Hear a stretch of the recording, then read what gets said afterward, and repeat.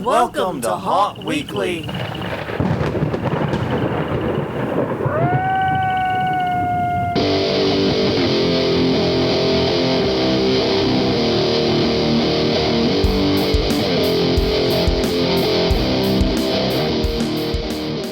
Hello, everyone. I'm Jonathan. I'm Crystal. And this is Haunt Weekly, a weekly podcast for the on-attraction horror entertainment community. Whether you're an actor, owner, or just plain aficionado, we aim to be a podcast for you.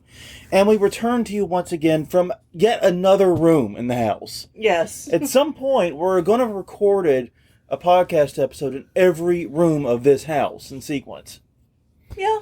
So I know we've done it in three, plus the garage. Yeah. I don't see doing it in the kitchen or the living room, though. The bathroom, I think, would be the real challenge. The acoustics in there are shit, literally. So, yeah. But no, we are actually in our real bedroom today. Yes. We have Crystal's brothers visiting us, so our studio is now the guest bedroom. Right. So, therefore, ipso facto, we have to schlep our equipment here. So, everything sounds a little different than more recent weeks. That's what's going on. Yep.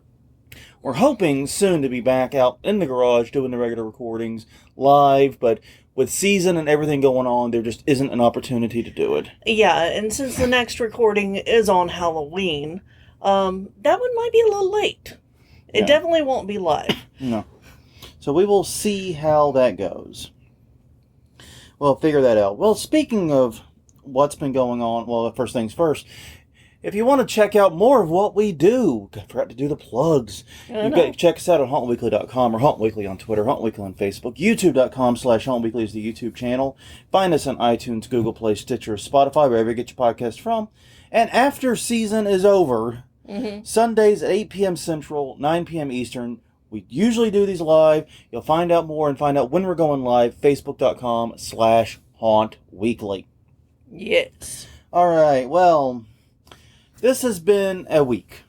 It has. We have had the worst run of luck I think any home haunt has probably ever had. And I don't say that lightly. Because, remember, we were closed 2019 because of road work. Right. The city road work just went way over the time budget. It was supposed to be done by like April. It ended up being done a year late, almost a day, when it was supposed to be finished, and it included Halloween. So, closed 2019. 2020, closed to COVID, but then double closed thanks to Hurricane Zeta, which hit basically like today, a year ago today. It was crazy. And then this year, once again closed to COVID and city restrictions, and just not really seeing much opportunity there to do it safely and legally. And then we get hit by Hurricane Ida in late September, which was a bigger storm. And we've come to the inevitable realization that Ida really robbed New Orleans of Halloween. It did. None of the chain stores got their Halloween in. We go in and it's all Christmas. Like, you can scarcely find any Halloween. Like, Home Depot and Lowe's never put any Halloween up at all. No. And Walmart put theirs out late, but did it without any decorations. It's all costume and candy. Yeah. Their Halloween decoration section is functionally nil. And the reason for it is because Ida hits right at the time the stores would have been putting it out. Right. They would have gotten their shipments in. Yeah. And they'd be putting it out. A, and probably messed up the shipments. But B, especially for the home improvement stores, the Lowe's and the Home Depots, etc., their seasonal section became hurricane recovery. They were where the 12-foot skeletons were supposed to be was generators, air conditioners, blue tarps. Yeah, stuff that people needed in the moment. And honestly, you can't fault them for that. It's the right thing to do. It's the ethical and the right thing to do. Mm-hmm. So, you can't get mad about it. But yeah, we've been robbed of Halloween. We don't have a spirit anywhere near our home. Right. They opened two in the city, both of them on the other side of the river, and both of them on the other side of town from that. Right, and I looked online to see if either of them had skeletons in stock because we need to replace a few, and they do not. No. Our entire area is skeletonless. Our Target was almost completely devoid of Halloween. Yeah. It looks like they're skipping straight to Christmas too. And a lot, like I said, Ida took this away. The time that stores would have been setting up and opening up and putting up their Halloween displays, that was when we were without power those 2 weeks. Yeah, I think Michael's and Joann's are the only ones that actually had Halloween stuff. And craft stores get away with it because they put out earlier because the whole idea is just supposed to get stuff to make for the holiday. Right. Not get stuff to just put out. Yeah. So, yeah, obviously they're going to put their stuff out about a month ahead of everyone. So they had decent selections of their types of stuff. But Michael's and Joann's have never been go-to destinations for us for Halloween. No. Now, Michael's is sometimes a good destination for us to go for interior decorating. Yes, I've picked up a few things for my office. But not like the yard display stuff and things like that. No. You're not going to get that. So it's been a very frustrating Halloween season. We went today. We went to Target. We went to Big Lots and Party City. Oh, God, Party City was such a fucking disaster. Yeah. Oh, my God. And here's the thing. I can tell that people are interested in Halloween because even the crappy costumes were gone. Yeah. No, You know? I mean, and that's just, this Party City that we have in our area has always been a trashy place. I mean, I don't put Party City at my list of favorite chains anyway. No. But this one especially is just nasty. It's always been disgusting. It's always been full of like trash. It's always been understaffed. And don't talk to me about a labor shortage. This was understaffed like years ago. Yeah. No, nothing like that. Everything in disarray. Everything is chaotic. Yeah. And always stupid slow to get out of there, even when it's not busy. Right. And so, of course, we're there literally the week before Halloween, buying some last minute shit. And of course, it's crazy and disgusting. And COVID times, no one's wearing a mask, and no one's wearing a mask in the fucking costume store. Yeah, I know. Just write your own joke on that one. I don't have time. Mm-hmm. So yeah, it was frustrating. It's been a frustrating Halloween for us. However, the good news is our display is almost done. Yes, it's like 95% done. Yeah, and like I said, we had Hurricane Ida this year, and then the day we were supposed to finish the display, or at least get it, to the 95% mark, was the day some jackass decided to run a stop sign and hit you. Yeah, exactly. I mean, and yes. so and like, I don't believe in higher powers, but if I did, I'd be wondering what I did to piss them off. The Halloween gods. Exactly. We seem to have lost favor. Yeah. And it's crazy to me like that because when you have a car accident like that, the first week was literally just us trying to keep our shit together. Yeah. I mean, try to get you healthy, try to get you to doctors. We didn't do anything Halloween related. The display just sat there the first week. And then after we got to that and we realized everything's going to be okay, we're going to come out the other side. Yeah. We needed some time before we got back out there. Yeah. We needed emotional, physical time. And so, we started working on it again 2 weeks after. And yeah, it's going to barely be done in time for trick-or-treating on Halloween, but we're going to leave it up a few weeks, I think, after that. And we're going to try to convert it into a Thanksgiving and or Christmas display, just so we can justify the work a little bit more, because it's been a lot of work. We did a very ambitious yard display this year. Yeah. And the good news is, it sets it up so next year, when we're doing it and the haunt at the same time, it won't be as big of a deal. Right, and we've got a plan. We're going to lay it out similar to how it is this year, and that gives people multiple spots for photo ops and a walkthrough of the yard. Yeah. So I think it's a really cool layout. Well, it is. I'm sorry, I'm coughing a lot. I don't know why. That's okay. But yeah, we had because last 2018, last year we had the full display. We introduced the photo op area, right, and it was gangbusters. Yes, everyone loved it. And so we had the idea, well, what if we could just do even though it would not be a very long walkthrough, it's not a very big yard. Yeah. What if we could do an actual walkthrough? And we racked our brains on how to do it. We got those arches, which allowed us to run cords over people's heads. Right. And so there's no trip hazards. And it seems to have worked really, really well. So I'm happy with it. And it's a really cool display. It looks good. And it will be easy to reconstruct in future years because of how we did it. Right. So I really think that this was exactly what we needed to do for a kick-ass yard display, and it sets us up well for 2022 when we have to do this again, but ideally we have to do it in like a weekend. Yeah. You know? Mm-hmm. We're sort of laying the groundwork for that. But yes, it will be done. We will have a walk-through light display. We will be trick-or-treating. And basically trying to have some Halloween this year. We didn't get any last year. Yeah. We didn't get any realistically in 2019. So we'll at least get a little bit of Halloween this year. And it sucks with the car accident and everything that we're getting it done so late. Right. But like I said, blame the asshole that ran a stop sign and smacked the shit out of Crystal. Yeah. That's who's to blame. Yeah, I know.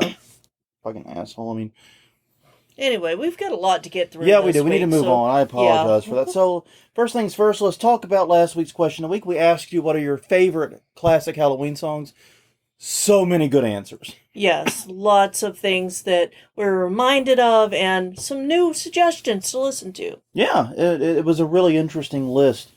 It was everything from a couple of songs we'd mentioned on there, like someone mentioned the Monster Mash. Right.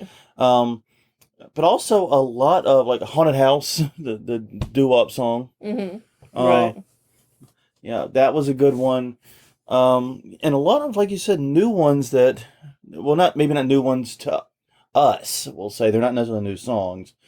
So yeah, it was really great. I would encourage anyone, facebook.com/hauntweekly, check out where we posted that question of the week, as we do on Wednesday of most weeks. Mm-hmm. And check out all the answers. Maybe make a Spotify playlist or something, or Apple Music playlist based upon that list. Could be fun. All right, but this week's question of the week. Yes. What are your plans for Halloween weekend? I know a lot of you are going to be working. Yep. I expect that. Going to be either doing, your haunts or acting in someone else's haunt or whatever. Or giving out candy. Oh, yeah. What are you doing? What are you actually doing? What is the plan? And actually, one thing that's interesting that I found happens more than you would think is a lot of haunters will work at a haunted house all season long. They'll work from like late September up to, but they take Halloween weekend off so that they can go do things at their own home. Yeah. And I will admit, we did that, but then we were running a separate haunted house. Mm-hmm. That's a little different. But other people will go, no, I really like giving out candy, or I participate in a trunk or treat or whatever. So what are your plans for Halloween weekend? And also, an interesting question. We'll make this like the bonus question, I guess. Mm-hmm. Do you think trick-or-treating will be Saturday night or Sunday night? Oh. Because I've been reading a lot of municipalities, a lot of places are really trying to force trick-or-treating on a Saturday night. Then just change the fucking rule to the last Saturday of October instead of putting it... Well, no, and that's just it. In our experience, when New Orleans tried it once, it just meant we had to give out candy 2 different nights. Exactly, and that's what it would mean for this year. Yeah. And because Halloween... And some of those kids are the same ones from the first... Yeah, and you know that. I know. The thing about they're that smart. has always aggravated me. Yeah. Is, A, it never works, like we just discussed. But B, Halloween's supposed to be a naughty holiday. It's a little bit cheeky, you know? Yeah. And part of that cheekiness is staying up on what is likely a school night. Right. You know what I mean? And so that's part of the fun and the thrill of it, the naughtiness of it. Yeah. So let the kids stay up a little late tonight on Halloween night, even though they got school in the morning. Yeah, and instead of moving Halloween, just make the next day a holiday. Do it like New Year's Eve. Yeah. You know? That's not a bad idea. Yeah. All right. But anyways, it is an even number of episodes, so we have conference reminders. Crystal, why don't you take the lead? Okay, November 12th through the 13th, Legendary Haunt Tour here in New Orleans. They will be meeting at the Metairie Marriott, touring the Mortuary, New Orleans Nightmare, the 13th Gate, and Rise Haunted House. Legendary Haunt Tour, with 2 T's.com. After that, January 11th through the 13th, it's Halloween and Party Expo in Las Vegas, Nevada. A giant trade show of Halloween costumes and related products. It is mostly for bulk buyers, but they do a fair amount of cash and carry stuff. So keep your mind over that. HauntCon is usually that is co-located with HauntCon, but HauntCon is still postponed this year. It does not look like HauntCon 2022 will be happening. Okay, January 21st through the 23rd at Sphere Expo Live in Owensboro, Kentucky at the Owensboro Convention Center. Features a trade show, an overnight haunt tour, and Friday after party. FearExpoLive.com for more info. Yes, indeed. And wrapping it up this week, Haunt X, the DIY Haunters and Halloween Expo, February 19th through the 20th in Pomona, California at the Fairplex Building 9. Featuring an asylum costume party on Saturday the 19th, hauntx.com. For all you haunty DIY types, that is going to be your conference. Yes, and if you have a conference that we haven't listed, yes, and you want it listed, contact us at any of the places that end in Haunt Weekly. Yeah. Yeah, we do check them all. Yes. All right, well, on that note, everyone, it is time to do the news. And as you might expect, there's been a lot. Yes. So we might be tearing through some of this a little quickly. Mm-hmm. But nonetheless, got a lot to get through. There was so much I had to cut stories. Yeah, I'm not shocked. Maybe some of the stories that were on the cutting room floor we can bring back next month. Yeah. Because of, you know what I mean? Maybe. There's one that pisses me off, but we'll get to that later. We'll see about that. Yeah. All right, I guess I'll take the first one, though. 13-year-old girl injured at Berea Haunted House. This article is by Julia Bengel at Cleveland 19. Basically, the 7 Floors of Hell haunted house on Saturday. She says the actor pushed her into a wall and she was bruised. The haunt says it's not possible because the actor is in an area 4 feet from customers. The haunt gave her ice. The mom filed a police report. This is the second injury at that haunt this season. Yes, we reported on the first one last month. That was the kid that got stabbed in the foot. Yeah, the guy that had real knives. Yeah, I brought a real knife from home. Yeah. So, once is a oopsie, there's something wrong. Twice or you got a bad actor, or yeah. you got... I mean, any haunt can pick up a bad actor that does dumb shit. Yeah. That's life. And there's no process for weeding out the dumb shits. Right. You can do a lot, but there's no perfect process for it. So, you know what I mean? You have enough actors, you're going to get a dumb shit. Yeah. The main thing is what do you do when you discover they're a dumb shit. Right. And, but twice. Where are the security cameras? Yeah. Because... this is basically a she says, he says, or they say, situation where the person who was injured and bruised is saying that they were physically touched, and the people running the haunt say, no, it's not possible. Well, I mean, and also it's not possible a kid got stabbed in the fucking foot because we don't have any real blades. Oh, wait, the actor went off script. Exactly. Obviously, it can happen. Yeah. If you have actors that go far enough off script... Right. Then yeah, anything can happen. Yeah. Literally anything. Yeah. Exactly. So don't feed me that it's impossible because he's in an area 4 feet away. If he can traverse that, he or she can traverse that 4 feet. Yeah. You know what I mean?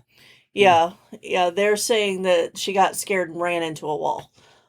Which we have seen. That is possible. It is possible. That is in the realm of possibility. Yeah. But don't tell me it's physically impossible for the actor to leave the space they're supposed to be in, because actors do dumb shit sometimes. Right. And it seems like you've probably got a culture there of actors doing dumb shit.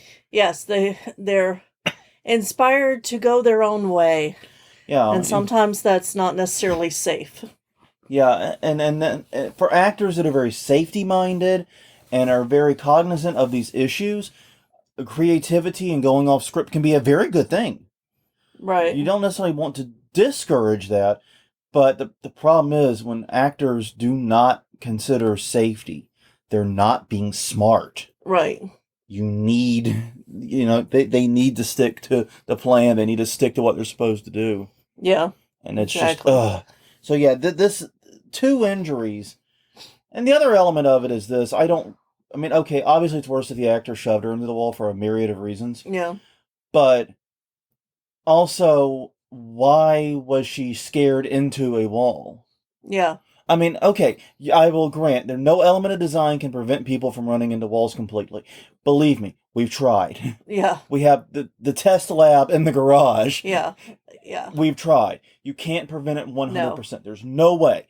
I understand that. But you can design so that people don't build up a lot of speed before they hit the wall, or that, Right.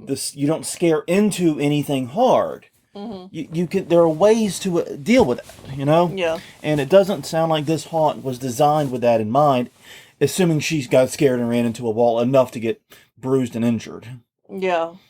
So I don't know who to believe. It's he said, they said right now. Yeah. And honestly, I'm with you. Security cameras.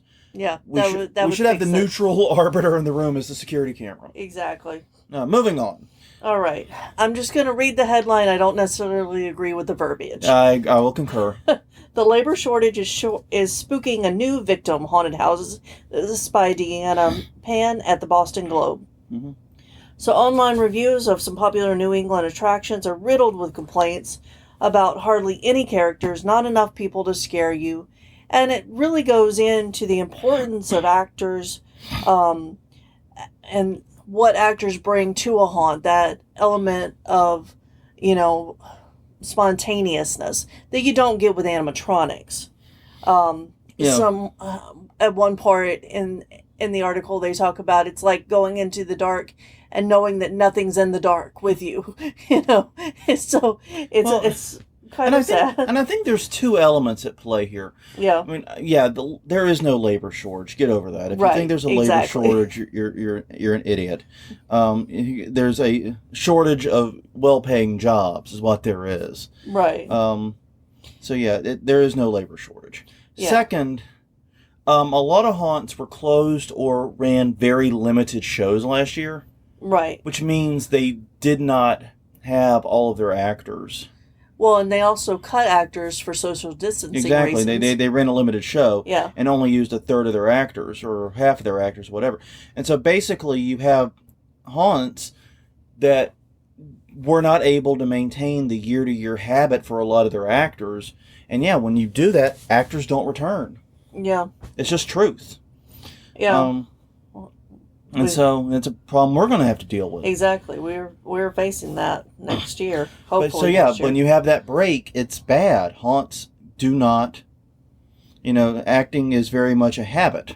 Right. And, as the article points out, most scare actors it's a part-time gig and it's seasonal. Obviously, it's seasonal. It pays a little more than minimum wage and it's physically demanding. I mean, that is a workout. Working in a haunt is a workout. Yeah, and in any position, any task really is going to be a difficult one. And as they noted, you risk injury, you risk hurting your prospects at your main job. If you're like a forklift operator by day and you throw your back out at the haunt at night, right, you could be screwed at your real job, the job that puts money on the table. Yeah, and puts money on the table, money in the pocket, food on the table. Yeah, let's not fuck up the metaphors that bad, Jonathan. No. So it's a real risk, and well, and they even mentioned how before COVID, actors would get haunt plague, and now with customers sometimes not wanting to follow mask mandates, there's COVID out there as a risk for actors. Yeah.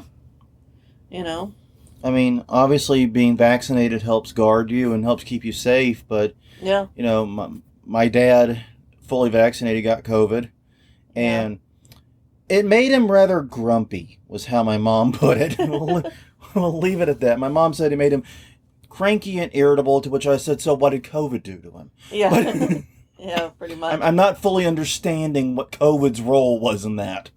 But anyways, regardless, there's a lot of reasons for that, and I completely grok why a lot of people are hesitant to take up acting, especially, right now with everything going on. So, it's going to be rough, and it's going to be rough recruiting, both for volunteer/home haunt, charity/home haunts, and for paid pro haunts. It's going to be rough for a bit. Exactly. Okay, moving on though. Haunted houses need to terrify you more than ever this Halloween. This article is by the New York Times. Basically, the point they're trying to make here is that haunted attractions had a real shitty 2020. Now, and that seems to be a weird thing. Talking to haunt owners, haunt owners either had the best year ever in 2020, it was just gangbusters and it was crazy, or the worst year. Yeah.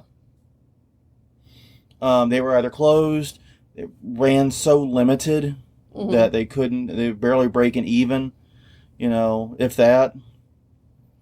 So yeah, but this article takes the perspective that haunts in general struggled. And I'm not really sure if that's the case or not, but whatever, we're going to play along. Yeah, and it's interesting, some of the statistics that they put into this article. Because the other statistics are way better and more interesting anyway. Yeah. That consumer spending is expected to reach a record, for Halloween, is expected to reach a record high this year. Yeah. Hit $10.1 billion. Yeah, not here in New Orleans. Not here in New Orleans, because you can't fucking do it. Yeah. But an estimated 65% of Americans intend to celebrate. That's up from 58% last year. And very close to the 68% it was pre-pandemic. Right. And only 18% said they were planning on visiting a haunted attraction this year. That's down from 22% in 2019. Yeah. So that's interesting. More people are going to celebrate it, but less people are thinking that they're going to a haunted house. Yeah, and I think a lot of that is the COVID issue, honestly. Because 2020 forced people to find other ways to celebrate Halloween. Yeah. And they watched scary movies at home. They decorated their house or whatever. And they did whatever they could in their own home. And now even if they're comfortable with the COVID situation, they're obviously not as eager to get back out to a haunted house. Right. And that from 18 to 22, that's a pretty significant drop. That's about a 20% drop in interest. When you in fact look at it. So yeah, that's a scary interest drop for haunted houses. It is. And I mean, considering we only have a 6-week season for most commercial haunted houses, it's critical that people go to them to keep them afloat. It's critical that people be excited to go to them. Right. It's not just critical that they go to them, it's critical that they be excited to go to them, that they want to and that they're looking forward to it. Right. Because, people will say, oh, I'm going to go to a haunted house this year. Yeah, we'll go to whatever, blah, blah, blah. And then if they're not excited about it, they'll completely forget. And then, oops-a-daisy, it's November 1st, I forgot to go. I didn't go. I didn't make a Saturday available for it or whatever. Yeah. So, yeah, it's important that people are excited. So, yeah, some interesting statistics. Halloween doing better this year, it seems, broadly. Haunted attractions, maybe not. Yeah. I guess we'll see what the numbers are. I've not heard as much about numbers this year. No, not as much as last year. Last year, everybody was like, yeah, we've got... Yeah, everybody was in one of those everywhere. two camps. They were one of those two camps. Either we're gangbusters, we got them coming out of got customers coming out of our ears. Well, and I wonder if, numbers are down because they did do... The haunts that did open last year, cut back their show. Yeah. Cut back the actors, and I wonder if people have found other things to do that they're more comfortable doing, and, they're waiting for the haunts to get back to full force. Yeah, and that may never happen, actually. Because I honestly think, and this may be something we do a future episode on. Right. Is lessons from COVID that need to stay in haunting. Yeah. Because one of those is, I don't like the haunt plague either. No. And just because it could have been COVID last year doesn't mean I want the haunt plague when it's not a COVID year. Maybe we could keep some of those practices happening to reduce or at least mitigate people getting sick. Right. It would be a big help. Yeah. All right. Next up, haunted house owners warn of free ticket Facebook scam. Oh my God, this one. Yeah, this is from Andrew Colgrave, and this is located in Wayne, West Virginia, and he's from WSAZ. WSAZ! Yes. That's how I'm saying. I don't know how they say it. But... Yeah, 12 Pole Manor is the haunt in question, and they were giving away free tickets at one point, and it was legitimate. But, they were closed last year due to some thing with the fire marshal. They're not very clear. Yeah. Basically they were getting ready to open, and then they said, no, you can't open. So, Like at the last possible yeah. minute, it sounded like. So this year there's some pent up demand. Right. So, Go ahead. go ahead. No, you had it. Go. Okay. Your article, man. I'm just stepping on your toes. I know. Sorry. So they learned about this and they've warned their customers that no one from their haunt will ever ask them for their credit card information. And they've heard from other haunts in the area that this is a more widespread than just them problem. Yeah. So if you offer... Yeah, basically, the scam goes like this. Mm-hmm. They're doing free ticket giveaways on Facebook. They do a post and you comment on it, you get a chance to win a free ticket. Right. Facebook contest, pretty standard shit. Well, people that participate in that are getting messages from a fake account attached to 12 Pole Manor saying, "Congratulations, you won. And then, we just need your credit card information for your free tickets." Yeah. Yeah. No. That's basically it. That is basically it. And it's so easy with Facebook. I mean, to create a fake account. Yeah. For a haunted, or any business really, but a haunted house. It's so goddamn easy. And it's sickening that Facebook finds a way to give me a 24-hour ban for making a joke about murdering someone for a po' boy sandwich, but can't control this type of crap. Right, exactly. So I think the lesson here is if you're going to run one of those contests to give away free stuff, make sure it is very clear that you will not be asking for that information.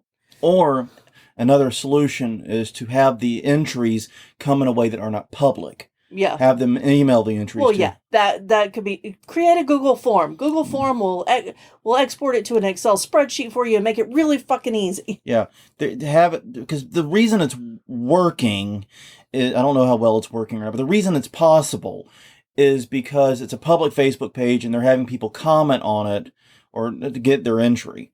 Just have people fill out a form for an entry. Have people, join a mailing list for an entry. Mm-hmm. Something like that where that information is not public and the scammers can't just start clicking names. Yep, exactly. There you go. All right. Well, this one makes me feel good. Mm-hmm. How about one that makes me feel good, right? This, I'll read the headline. This homemade haunted house in Depew, pew, serves up scares for a good cause, is celebrating 20 years this season. Yeah. Always up for a good anniversary story, aren't we? Exactly. This article is by Kaylee Lynch at WIVB.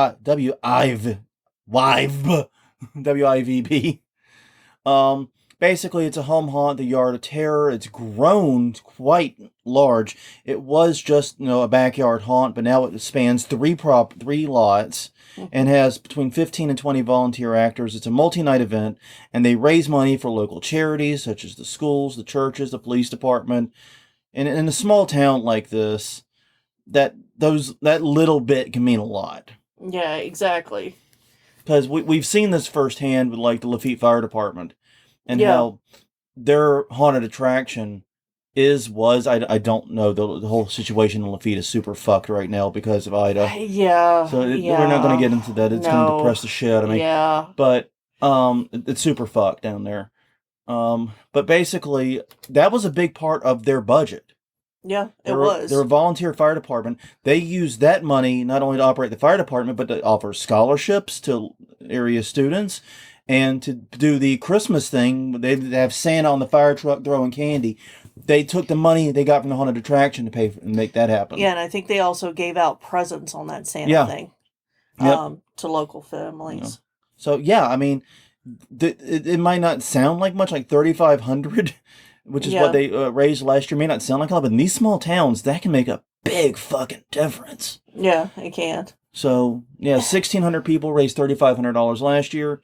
And I did like this idea. Mm-hmm. They have a daytime haunt for the little kids and a nighttime one for the kids over 12. Exactly. That's fucking smart. That's just good. It is. All right, moving on.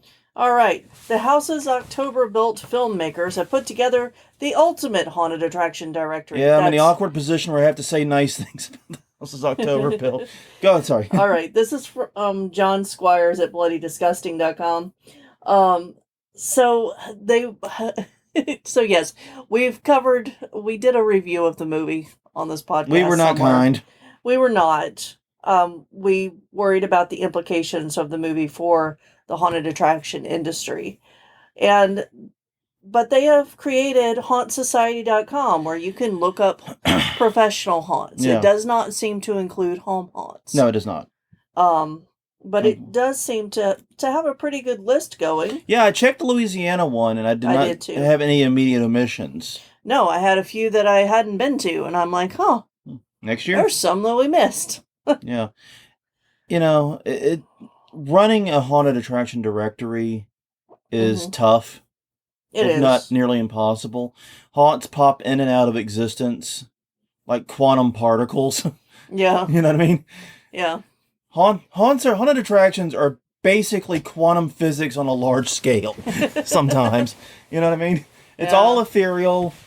None of it makes sense. And who knows what exists or what doesn't. Mm-hmm. So to do as well as they have is good. And also, this is going to be a controversial statement. I don't care. I like the fact it's operated by people not involved in the industry. Yeah. And, they do have a love for the industry. Though. Oh, yeah, they obviously do have a love, yeah. They might have had a weird way of showing it in the fucking movie. Yeah, but they've been to over 150 haunts. Yeah. So, and it works like any directory. When you go there, you can search by zip code or state or area, and it pulls up a map with everything in that area. Yeah. The launch of it included a contest to win a 12-foot skeleton. Mm-hmm. So that's kind of cool. Yeah, it's a very neat site. I checked it out. And, of course, they do have featured ones, which are the pay spots. And I'm not going to begrudge them that. Right. But I am very happy it's not run by... Basically, there's no perverse incentives. Yes. There's no conflict of interest taking place here. And that's a good thing. Because, pretty much every haunt director is either owned by haunt owners, which is bad. Especially when they give themselves top slots. Yeah. In the list. Oh, it's just ugly stuff. Or they're owned by haunt review teams. Which haunt review teams have their own incentive. Right. So this makes sense. This sounds good. I like this. And it's a great site. And so, yeah, I'm stuck in the awkward position of having to say nice things. All right, well, checking in on Hell's Gate. This is from their Facebook page. They have been busy Widow Beavas there, it looks like. They have greatly expanded and have created a Monsters Midway where you can hang out. Basically, it's a outdoor seasonal place where you can go, hang out. There are bonfires, some 5-minute escape rooms, roaming characters, concessions, and, of course, the classic monster movies on screen. Mm-hmm. So, it sounds like a lot of fun. And that was one of the things about Hell's Gate that I was a little worried about when we went. Right. Because we went in 2018, I believe it was. Or was it 20... I think it's 2018. I think you're right. All they had was the haunt. Right. And so, you go way the fuck out of nowhere. Uh-huh. For pretty much just the haunt. Yeah. And that is a big time ask on terms of driving, waiting in line, all that stuff. It's a big time ask just to go through a haunt. A great haunt. Don't get it twisted. But but still, it's a lot. Yeah, well, and they're still developing the lands. Yeah. And so this is just the first thing to probably help with that huge line that we saw. Maybe you can roam around now and then go in. But they also have announced family days with trick-or-treating so that the little kids can go in and see a lights on tour and see that it's not so scary. Yeah. Which is nice. Yeah, they're basically really, really ramping up what they're doing there. And it's awesome. I mean, like I said, Hell's Gate, we did that as part of the Lost Souls tour. I can't say enough good things about Hell's Gate and Statesville, both Zombie Army haunts. And this is, of course, as we know, the last year for Statesville at its current location. We don't know what the future really holds with it. Right. Something will change next year if it's back at all. Yes. How's that? That sounds good. That's kind of what we know, and that's about as far as I can go with it. So yeah, no, it's really great to see this expanding, and I think it's going to be really, really cool. Yeah. All right. Next up, Fright at the Farm offers haunted cannabis maze. This is from Zumbrota, Minnesota, and Katie Lang is Mm-hmm. the reporter from KIMT. So Fright Farm is bigger than ever, and it's offering the only haunted cannabis maze. Think corn maze, but with cannabis. Um, to experience the entire haunt, you'll need to plan for 40 minutes, and you're gonna, Yeah. go through a lot of stuff. Yeah, a lot of pot. Mm-hmm. So yeah, this is really interesting. Um, as marijuana becomes, and this story and the one immediately after it are Right. paired for very obvious Yeah. reasons. And so we may take a shortcut on this one and just jump into the next one. But the real quickly just to highlight the point here. As marijuana becomes legalized, obviously it's got to be grown places, just like corn Right. does, like everything else. And it's a tall, tall plant when it's at its peak. So yeah, you can do haunted cannabis mazes. Yeah. And, this is, the owner's last name is Galati. Sorry if I butchered that. But for them, it's the haunted attraction is just a small part of Yeah. the puzzle for the main mission, because he really wants to educate people and inform them about industrial hemp. Mm-hmm. How useful it is for things other than just, Getting high. getting high.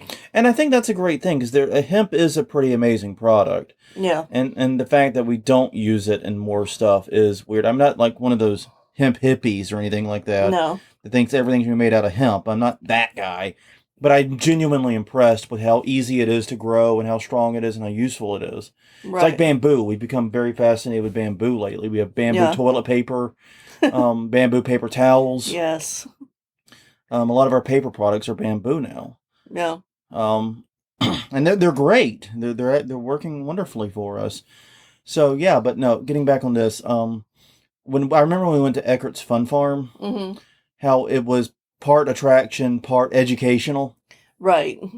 And I think that's kind of what he's shooting for here. But this ties in directly to the next story, which is about the Marijuana Mansion, the highest haunted house in Denver, Colorado.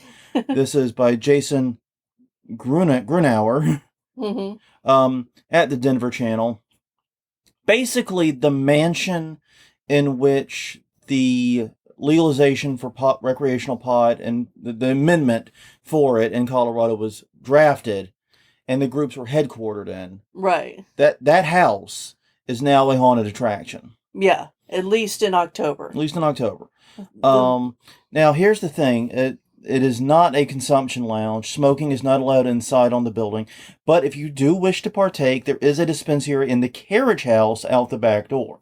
Yeah. So there is a dispensary on the property, and you can smoke there. And this is something, and I like these two stories you can pair together, because as pot becomes increasingly legalized, I mean, it's fully decriminalized here in New Orleans. Right. In Louisiana. In Louisiana, that's right. And it's probably going to become fully legal here before too much longer, honestly. Hopefully. Our state legislator is too goddamn greedy. Yeah. I can't fathom them not seeing the millions and millions of dollars like fucking Colorado's getting and just like go full Mr. Krabs on that shit. Yeah. You know what I mean? Money! Just, I can't fathom it. But anyways, we did an episode previously about alcohol and haunting. Right. I think we may have to do one about cannabis and haunting. Yeah. Yeah. We may need to do that. I think that'd be a good topic for... Well, I would say we should save it for episode 420, but well, we probably want to do it before then. I don't know. And besides, 420 is a news episode. Yeah, that's true. So we can't really. It doesn't work. We'll do it 421. One better than 420. I'm sure that's how that works, right? Yeah. All right, moving along. We go. All right. Haunted house in... Oh, our last story. We're at the last story. No, we're not. Oh, no, we're not. You're right. Sorry. Two more to do. Haunted house in Ironton hosts autism-friendly event. This is in Ironton, Ohio, and this story is by Andrew Colgrave at WSAZ. So basically, the story is that a home haunt, they've been running for a while, and their kid has autism, and they noticed that not a lot of the spooky things you can buy in stores are geared towards people with autism. Yeah. They're too sensory. Yeah. So they're putting on a show that for other kids with autism to give them a good experience. Yeah. Yeah. I think this is really interesting. Mm-hmm. And as a haunter, I would really like to learn more about how you can do this. Right. Because I wouldn't mind doing a special night, maybe like the week before or something. Yeah. Where we offer a sensory safe or sensory friendly version. I would be very curious. I'm not enough of an expert just to jump in and do it. I would need someone like this kid to guide me. Right. But I think it's a great idea to make sure that everyone that can be included. I mean, think about it. We already comply with the ADA. We make sure people with a lot of physical disabilities are able to go. Right. We have actors with limitations that we accommodate. Yeah.